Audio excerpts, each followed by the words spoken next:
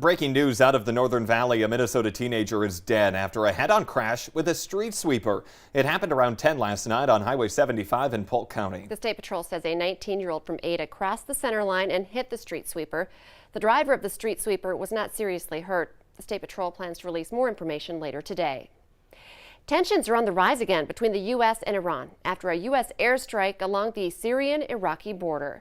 President Joe Biden ordered the strikes in eastern Syria against facilities said to be used by Iran-backed militia groups. The strikes are also in response to recent attacks against U.S. personnel in Iraq. Now, this is President Biden's first known use of military force. One man is in jail, another being treated for a gunshot wound after a shooting in Valley City. That's out in Barnes County. Police got a call around 7 last night from the southwest part of town, and they found a victim with a gunshot wound to his torso. That victim was then taken to a Fargo hospital. The suspect is in custody, and police say there's no threat to the public. They're not yet releasing the suspect's name, but a check of the Barnes County jail roster shows a 25-year-old man was booked into jail for attempted murder. Police plan to release more information on the incident later today. A former West Fargo school teacher is scheduled for court later this morning. Ron Thompson is not in custody, but he is charged with luring a minor for sex online. Police say that evidence seized in the investigation shows explicit conversations and photos between Thompson and a girl that he believed to be 14 years old, but that girl was actually an undercover officer. Finally Friday, and it looks like a really nice day is on the way. Let's get a check of our forecast with Summer.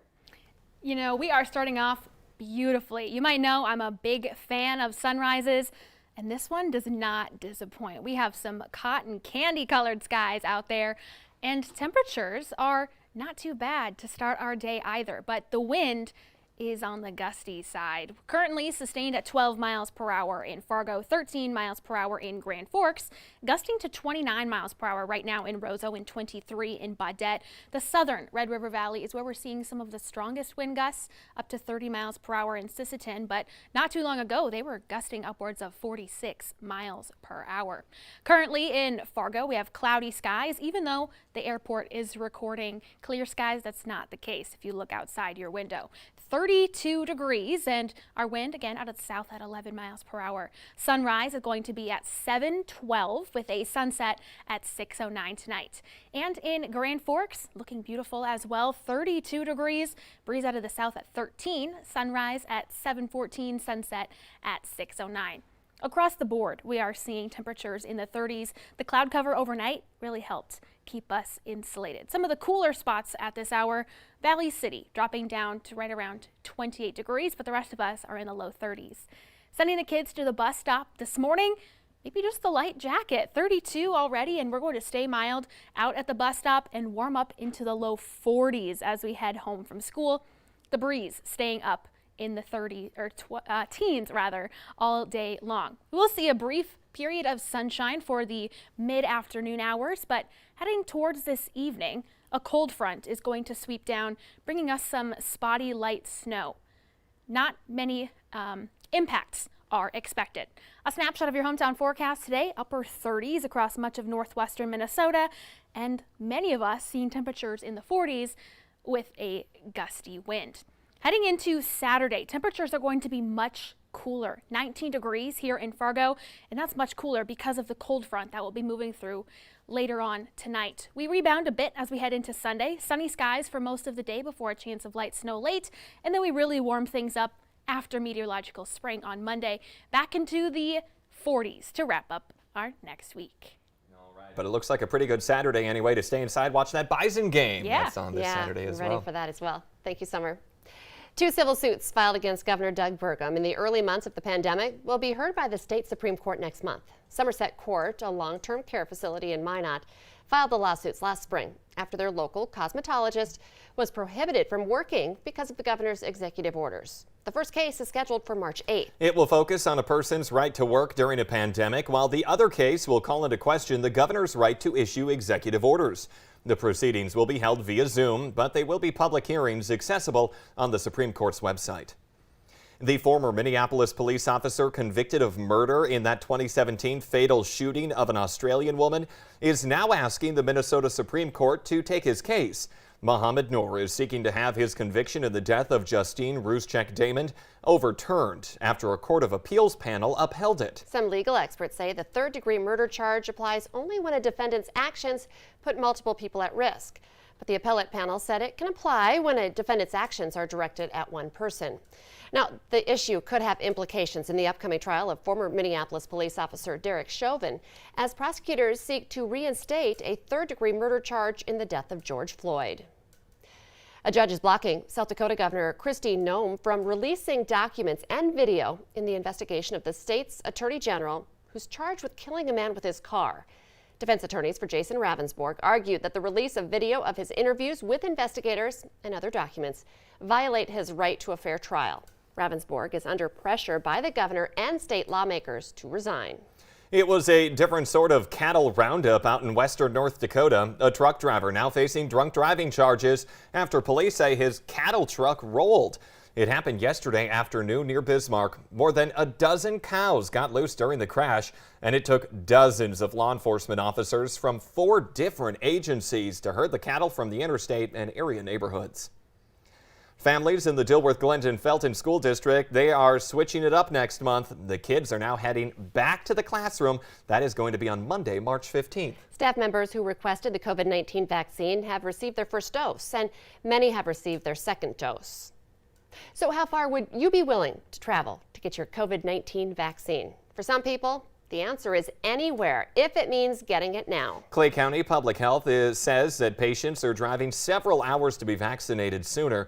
There are clinics, though, in Moorhead, Detroit Lakes, Bemidji, Mahnomen, Wheaton, and Alexandria. A Frazee, Minnesota woman tells us that she drove nearly 2 hours to get her first dose of the Moderna vaccine.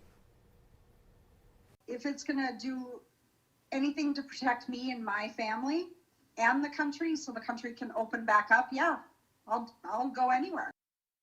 For those of you who haven't received a COVID-19 vaccine, we do have links to Minnesota's new vaccine tracker on our website, valleynewslive.com. Also on our VNL News app. You can find that story on our homepage. We all know that loss of smell and taste are among the most common side effects of COVID-19, and for some, the sensory loss is temporary, but for others, that problem, it can linger for weeks, even months. Experts say there is something, though, that you can do to help. From the comfort of your home, you can get 4 or 5 things that have pretty distinct smells, like a lemon, cloves, or eucalyptus, and then take big whiffs of it a couple times a day. Results won't be immediate, but you're retraining your brain.